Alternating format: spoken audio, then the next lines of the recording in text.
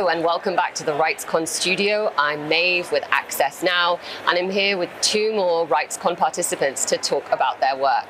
Welcome. If you could each introduce yourselves respectively, share your preferred pronouns and where you work and come from. Thank you, Maeve. My name is Kanbar Hossein Bor. I'm currently the head of the Democratic Governance and Media Freedom Department in the Foreign Commonwealth and Development Office in London. Hello, good morning everyone. Good morning. My name is Guilherme Canela and I'm the head of the Freedom of Expression and Safety of Journalists area in UNESCO headquarters in Paris. Fantastic. So, Guilherme, just to start with you, UNESCO has launched the International Day of Universal Access to Information. Why was that launched and what is the intent of having this International Day of Recognition? Well, the 28th of September, that is the International Day you are referring to, long before it was first considered an International Day by the UNESCO General Conference and then after that by the UN General Assembly, was celebrated by the civil society organizations as the Right to Know Day. And these civil society organizations were the ones mobilizing themselves to ask first UNESCO and then the UN General Assembly to consider this also an official International Day on the calendar. But basically, is the importance the right to information, the freedom of information has for everything, and particularly for protecting other human rights. So if you don't have access to information in the first place, it's very difficult to protect education, health, safety of journalists, or what we are discussing here, the other rights in the digital ecosystem.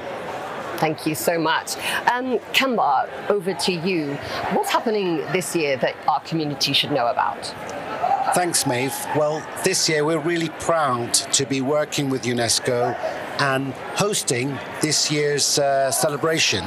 And in terms of what's going to be happening, I'm delighted to say that the UK will be hosting this event with Oxford University, where we will be holding a multi-stakeholder platform to bring together people from across the spectrum to really build on the important points that Guilherme has made about right to access to information, and in particular, the interlinkages with that and digital connectivity.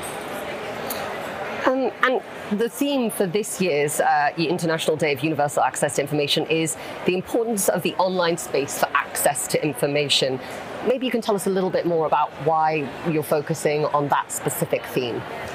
Thank you. Well, as Guilherme has mentioned, the right to information is really crucial to allow individuals to exercise the full panoply of rights that they enjoy. But we also recognize that in this growing digital age, the ability to exercise or access that right is very much contingent on the ability to have access to the internet. And it's in that spirit we want to really focus on the importance of digital connectivity to allow people to have access to information, because from the UK's perspective, we passionately believe that the free flow of information, the free flow of ideas, is of utmost importance to helping us all to strive for an open international order where rights, in particular online rights, are able to be exercised. Thank you so much. Guilherme, you mentioned that this International Day of Observation is coming up in September, which will be upon us before we know it. How can people in our community get involved, participate in this year's festivities? So first, of course, everyone is welcome to try to be in Oxford. So through the page of UNESCO of the IDUI, the International Day on Universal Access to Information, very soon there will be the different ways of participating in this global event in Oxford. But also every year, the community of access to information and digital rights, they try to organize national or regional events in the same date to raise the awareness about these issues. So the RightsCon community particularly considered the main topic of this year, that is the importance, as you mentioned, of the online space for access to information. We do encourage them not only to consider the participation in the global event at Oxford, but also to organize other events either nationally or regionally and inform us, because what we are going to do is to build a global map of celebrations. Right. With the big hub in Oxford, but then all the different other things that are happening in our member states and either organized directly by governments, informational commissioners, or civil society organizations that are preoccupied with this particular aspect of access to information. And Kanbar, what are you hoping to achieve from a UK government perspective with your involvement in this year's activities? Thank you, Maeve. Well, from our perspective, at the very least, we want to raise awareness around the importance of the synergies between right to information and digital connectivity. We want to use this event as a platform to bring different parts of our international ecosystem together. Those who are passionate about media freedom, those who are passionate about digital connectivity, those who are passionate about right to information, and those who are passionate about development.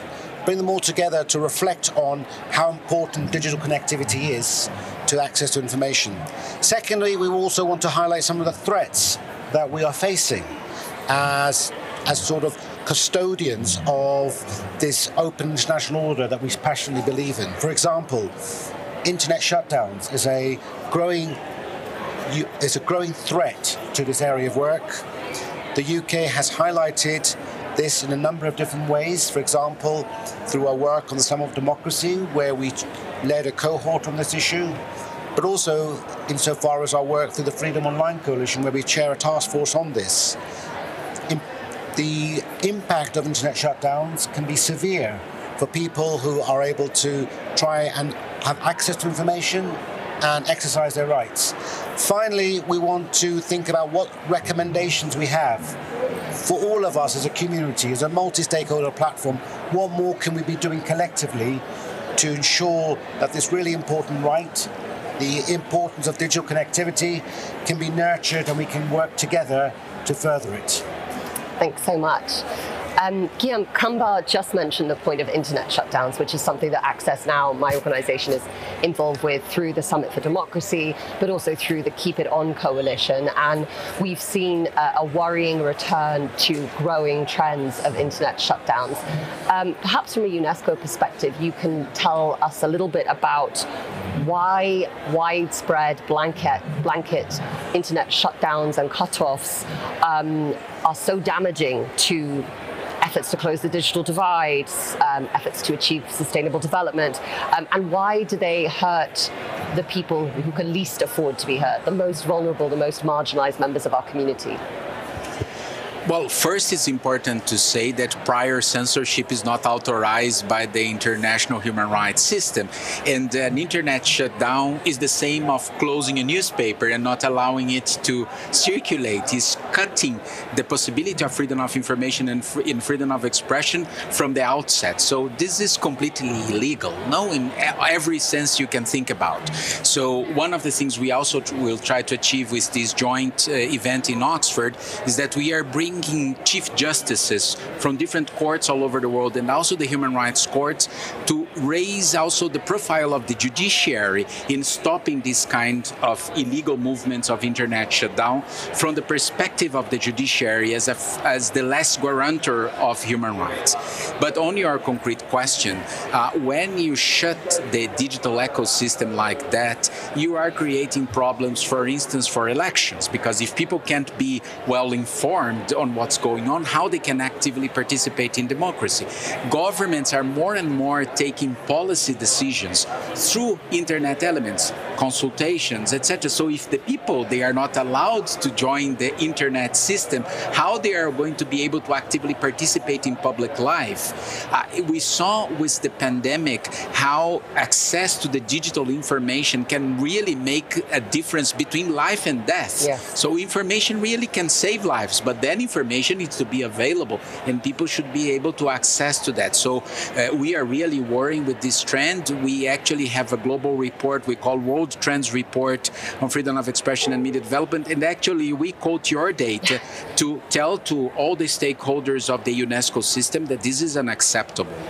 Thanks so much. And I should point out that there is a wider coalition in the Keep It On coalition. It's not just Access Now, but we're very glad to see that the Keep It On coalition's data is being used so widely. Just coming back to you, Kanbar, for a last question to wrap us up. A final reflection, if you will, on why it is so important to be supporting an open and connected internet in 2023 and as we go forward. Thank you. It's a really important question. And from a UK's perspective, we passionately believe that open international order, open societies, openness itself are really important to help individuals safeguard their rights, for communities to be more prosperous, to be better informed, and for the international community to be more secure and safe. We've seen, for example, through the actions of Russia and Ukraine, how actions which undermine this open international order can have severe consequences, not only in Europe, but across the world.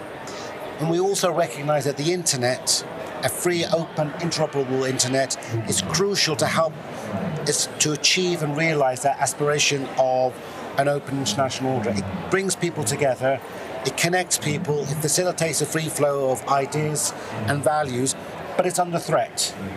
And we want to work with the international community through a multi-stakeholder approach to ensure that the internet can remain free, open, interoperable, because for it to be so, it will help us all become better off, more secure, and more peaceful. Thank you so much. I think that goals of sharing values and connecting are definitely what RightsCon is all about. Guilherme, Kanbar, I want to thank you so much both for your time today and hope that you enjoy the rest of RightsCon 2023.